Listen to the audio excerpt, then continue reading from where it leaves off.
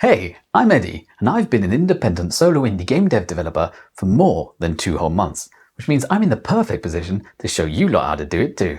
So far, I've been responsible for making some smash hits like Box avoids other boxes, Rocket shoots aliens, Spaceship flies around terrain, and the biggest hit of them all, Rocket avoids walls and explodes sometimes. If it isn't already abundantly clear, I haven't exactly mastered game dev. However, I have made a boatload of progress, a surprising amount actually, considering how dim I am most of the time. I've gone from no programming skills to making my own game, dressing up a Steam page, getting it in the hands of playtesters, and in some cases, them having over 10 hours of fun playing my game. So if that still sounds interesting to you, I'd love to tell you all about what I'm making and how I got here. Also, stick around until the end of the video as I have a gaming related announcement that you might find super fun. I'll set the scene for you. The year is 2023. On one cold December morning, I gave myself the challenge of learning how to design, build, and publish video games within 1 year. I'm giving myself all of 2024. This is a pretty big challenge though, as I haven't programmed much of, well, anything before. And I don't just mean make any old game and slap it online. The challenge is to create a successful game. But Eddie, what is success I hear you typing? Well, to some it means earning €1 million. To others, it might simply mean making their grandma proud. Isn't she cute?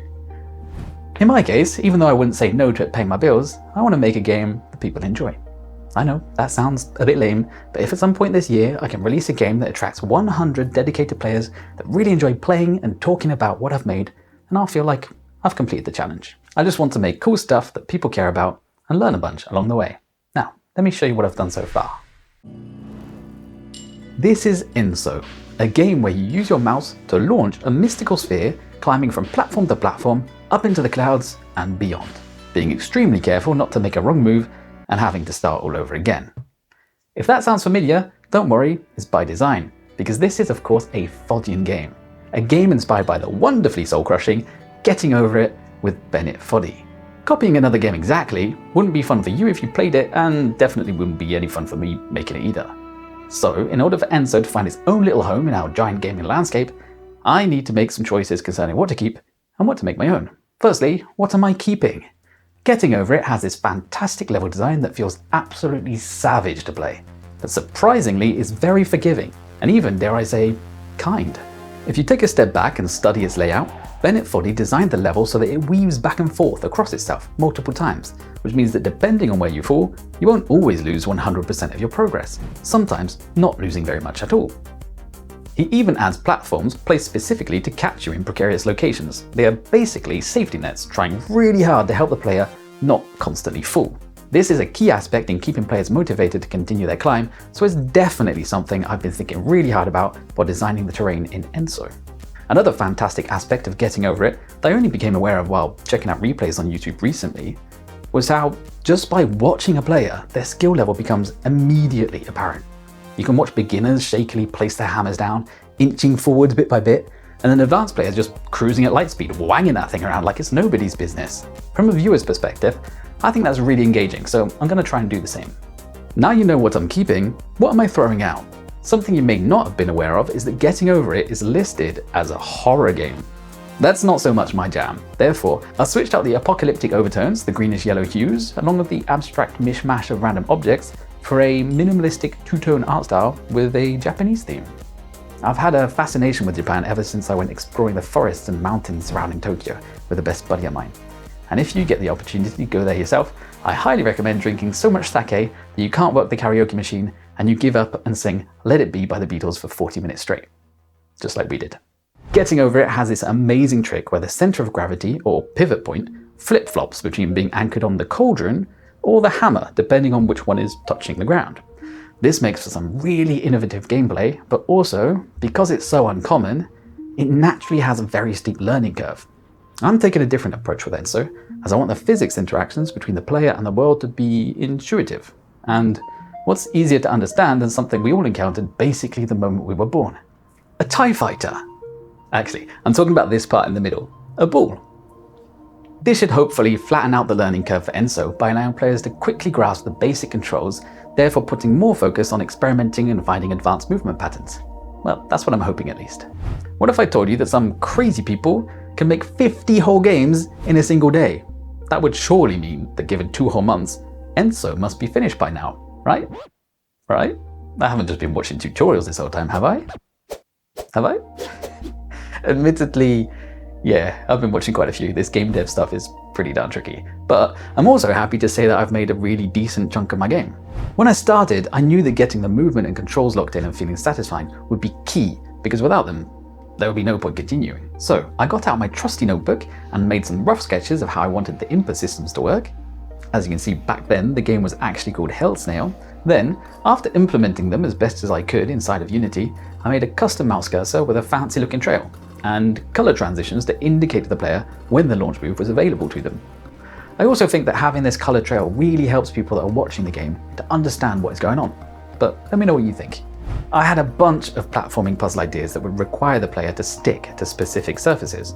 So I gave the player a way to activate a sticky ability and added a system where I could set any object to have an outline and make that object stickable. Then I built out some custom level design tools, the most important being this ruler overlay that I made to show me how far a simple jump goes, how far a jump with additional momentum goes, and an outer guide to show what is almost guaranteed to be out of reach. I can never be 100% sure on that last one though, because people love to figure out crazy exploits. So we'll just have to wait and see what you sneaky people come up with. This ruler guide thing honestly saved me so much time once I got to the next stage. Level design. Game makers like to do this thing where they teach you stuff, whether you want it or not. They trick you into learning by hiding tutorials in plain sight. Take the beginning of Super Mario, for instance. You open the game, try to go left, and the screen doesn't move. You've just got taught that you need to go right. Then they place a block with a question mark on it, literally making you question what it does and why it's there. And when you bonk your head on it, you get rewarded. This teaches the player that interacting with these boxes is a good thing, which in turn leads to them finding the power-ups hidden inside. I followed these principles in Enso's level design too. Well, I've tried to. It starts with the beginning area where the player can only go right. They need to climb over gradually larger obstacles, thus teaching them how far they can launch the ball.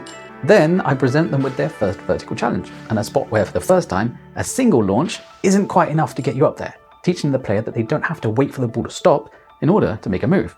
Next comes the first bit of platforming, which is actually part of a larger cave area that makes up what I consider to be a playground. It's at the very bottom of the level so the player can practice without the fear of falling and losing lots of progress. Once they've made it across the top of the cave, they should be ready for their first true challenge. I'm not going to spoil it too much for you, as one day you might fancy playing the game yourself, but in essence the player needs to use their momentum to make it up a high jump. And I've made sure there are multiple solutions because I want to limit the possibility of players getting stuck. Following that challenge, I then teach the player about the sticky objects with a neat vertical parkour section followed by a climbable Japanese temple. When the player reaches the very tip of the roof, they're given a great view of the sunrise and the birth of a new day, which symbolizes that the player is now ready to start their journey and begin the epic ascent.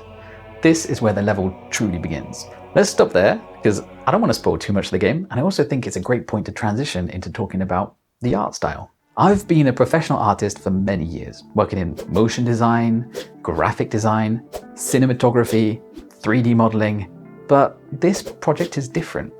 This time around, I'm forcing myself to not stretch my creative muscles too much, which feels so wrong to me. And that's why I've chosen a minimalist art style. I want to be able to focus more on learning the myriad of subjects I know very little about, like sound design, making shaders, and properly organizing my code instead of shoving everything into one long script. Yeah, I did that. Surprisingly, this has made creating the artwork for the game trickier than expected, as it really isn't a style I'm used to working in. But I'm happy with its current state, and it can only get better from here, right? Audio has been a fun one, and by fun, I mean a complete and utter nightmare. Like a lot of people, I grew up playing Minecraft, and enjoying that feeling when C418's music would cut through the silence and make the simple act of exploring the landscape feel so much more special. Because of this, I wanted to make a dynamic music system in Enso too. I thought it'd be cool to have the music come and go, but also have it react when the player is closing in on their highest reach point, and have the music fade out when it detects a large fall, to make the feeling of lost progress really sink in. Honestly, I'm not sure if this was at all worth it, because in total it probably took me a whole week, and it's still a bit buggy, but maybe one of you will appreciate the effort. I'm pretty happy with my sound effects though. Have a little listen.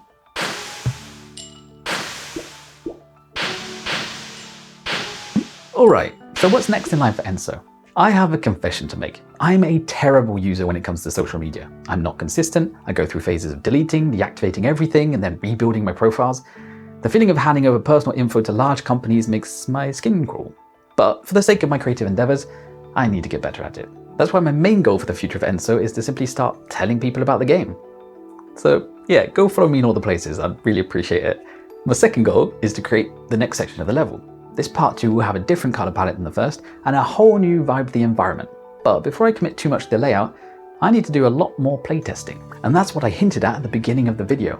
If you're interested in Enso, you enjoy gaming, and would like to help me out by playing the game early and giving me your valuable feedback and time, then check out the description of this video for info on how to contact me and become a playtester.